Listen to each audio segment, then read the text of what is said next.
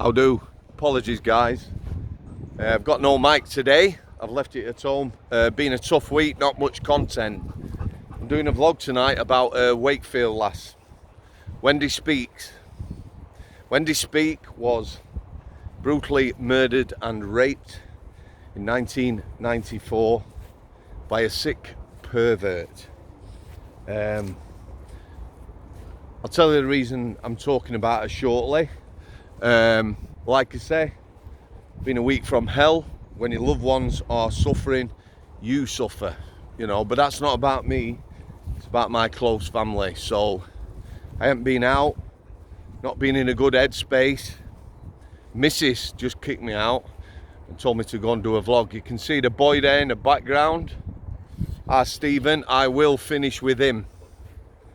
So yeah, welcome new subscribers, everyone who's supporting me on the channel. Much appreciated. So Wendy Speake, like I say, mother of two, brutally murdered. She was murdered in a flat. Took 6 years to get the guy.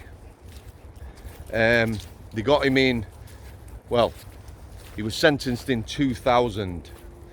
So the reason I'm talking about this is, and it's something that isn't always considered, I received an email from a lovely lady whose dad was a copper, a policeman, and she actually contacted Tracy Speake, Wendy's daughter. They speak to each other because not in the same way, but she was saying how, crime and her dad being a copper, being involved in trying to track these people down and put it away, affects their families. I can imagine it becomes an obsession. My family were affected by me as a prison officer. It does affect you emotionally, psychologically, everything. You don't realise it at the time. The old cliche, and I said it plenty, about, leaving the job at the gate. I always felt I left the job at the gate, and I never did. My family, well, Allah bless her, saw the brunt of it. Not in a bad way, not in a violent way, but she did do a little bit for my first book. I asked her to just jot down how she felt. She jotted down 4 sides of A4. I give it to writer, Tony Annan, fantastic writer. He's the guy who wrote both my books. And he just put it as was straight in the book. Yeah, she led a lonely life. I was moody. Sometimes I'd phone her up, say I'd had a bad day, so she knew what to expect. Not good. So I've got a bit of an insight to that. For Tracy, losing her mother, Wendy. I lost my mum. Mum was 38. I don't talk about it a lot. She was a healthy young woman, 38. She fell down, banged her leg.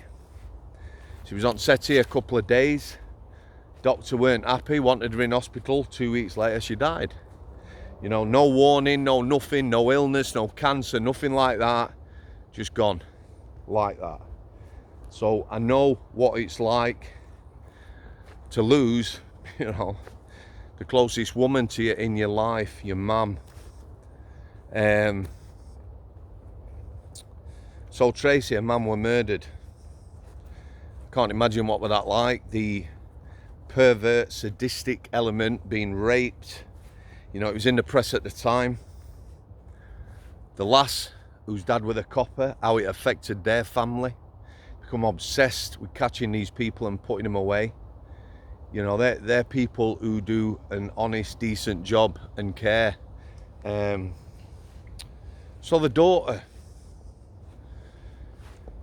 Let's talk about the sentencing. I'm not even going to mention this guy's name. If you want to look up Wendy Speake with an E at the end of Wakefield, you'll find out the name of the guy. Yeah. Like I say, he received his sentence, the millennium. So there's a sadistic element to this murder. Yeah, rape. Wendy, bless her, was stabbed to death several times. So I'm just going to pause a moment and let you all think now at the sentence this guy received. And let me tell you, there were other charges he got found guilty of a sexual nature, buggery and further rapes. Yeah? Okay? You've all got a number in your mind, the sentence he received.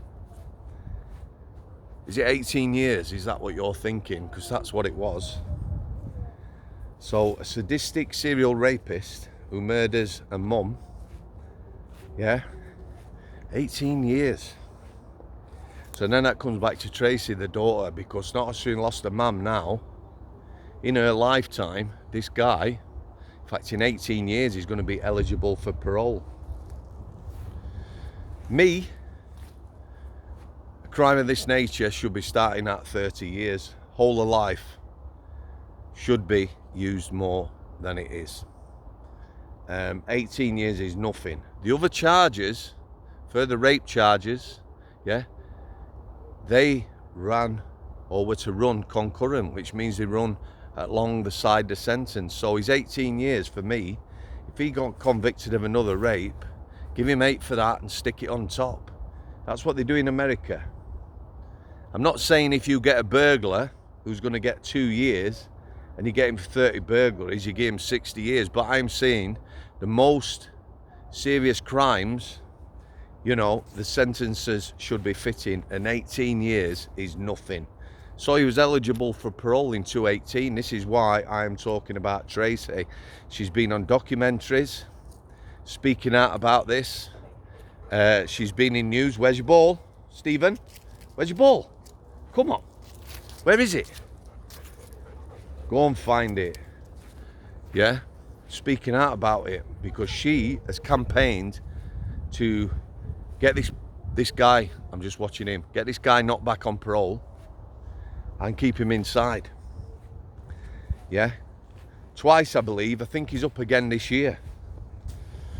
So that's a sick pervert with a sadist element, raped and murdered, raped more than one woman. He'll be in Cat D establishment, possibly now, open conditions on the streets. 18 years.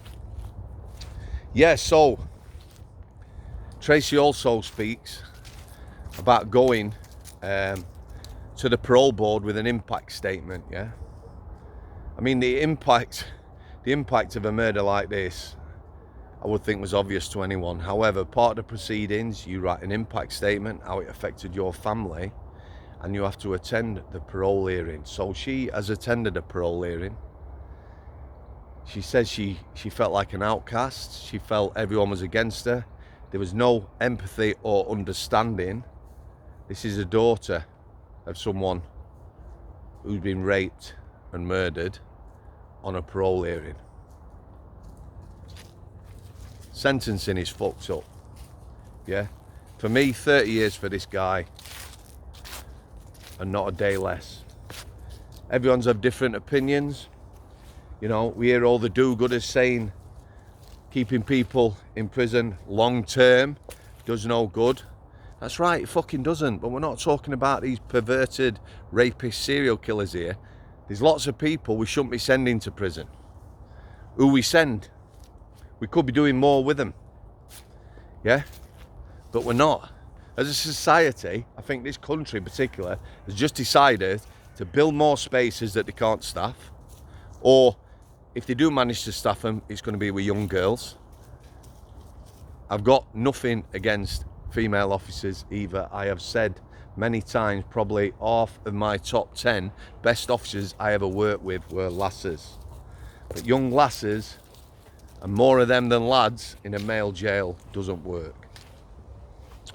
So Tracy Speake, I've no doubt if the guy's up again for parole this year, she'll be doing her best. But you know, I I can't even imagine, you know, what she felt, but within her own lifetime, having to campaign to try and keep some sick pervert in prison. It's never going away, is it? Yeah. So there you go, guys. I'm going to leave it there. I'm going to try and get out a bit more this week, like I say. Loved ones are priceless. Absolutely priceless. You know, you can't buy what I've got. It's difficult to keep your head in the game when things are going on at home. But we'll get there. So, thanks to everyone who supported the channel. Comments, again, I'm sorry guys, I haven't been commenting this last week on any of the videos. I haven't been flying far from the nest. I've got people to interview. But, you know, it is what it is. People don't like that saying, but it is. Family comes first. It's going to be a bit cooler this week. I'll get out with a boy. And hopefully you guys are going to stick around. Okay, parting shot as always. Stephen,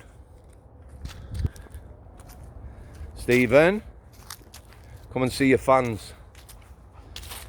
That's a good lad.